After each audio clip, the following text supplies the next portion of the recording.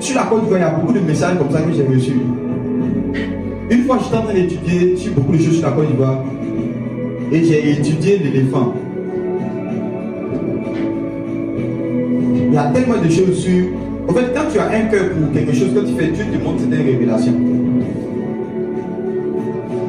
Quand j'ai étudié l'éléphant, le Seigneur m'a montré par là que, en fait, la Côte d'Ivoire, il y aura quelque chose que la Côte d'Ivoire va jouer, il y aura un rôle que la Côte d'Ivoire va jouer et l'enlèvement de l'église va venir. L'emblème de la Côte d'Ivoire, c'est quoi? C'est l'éléphant. Lorsque vous allez regarder l'atout majeur, quelque chose qui est frappant, quand on regarde l'éléphant, c'est vrai qu'il y a une voix et tout, mais il y a quelque chose qui est frappant, qui est, d'une manière, on peut dire, qui le distingue des autres animaux. C'est quoi?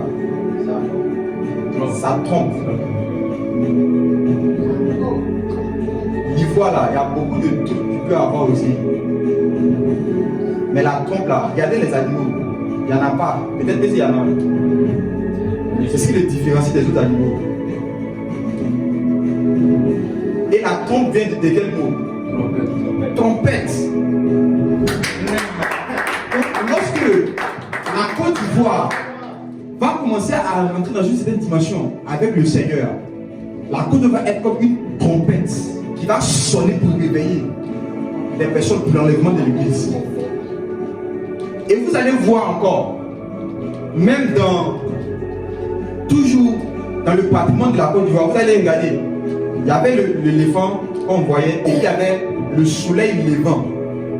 Or, dans la parole de Dieu, qui est le soleil? La Bible déclare que Jésus-Christ est appelé le soleil de la justice. Regardez encore les palmiers. Et je vous enseigne ici sur le palmier.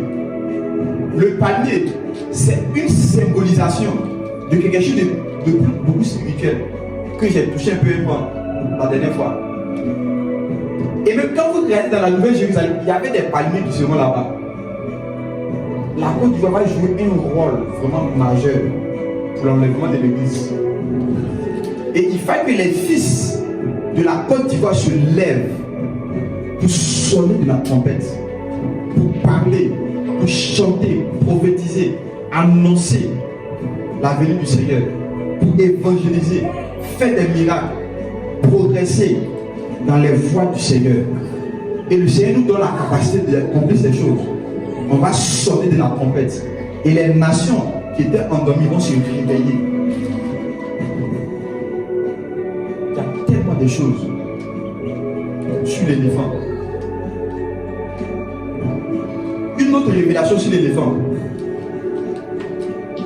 Quand j'ai étudié le livre de Job, il y avait une créature bizarre qu'on citait son nom, on dit Béhémoth. Et quand j'ai étudié Béhémoth, on dit ça signifie bête simplement. Mais on cherche des définitions. Parfois,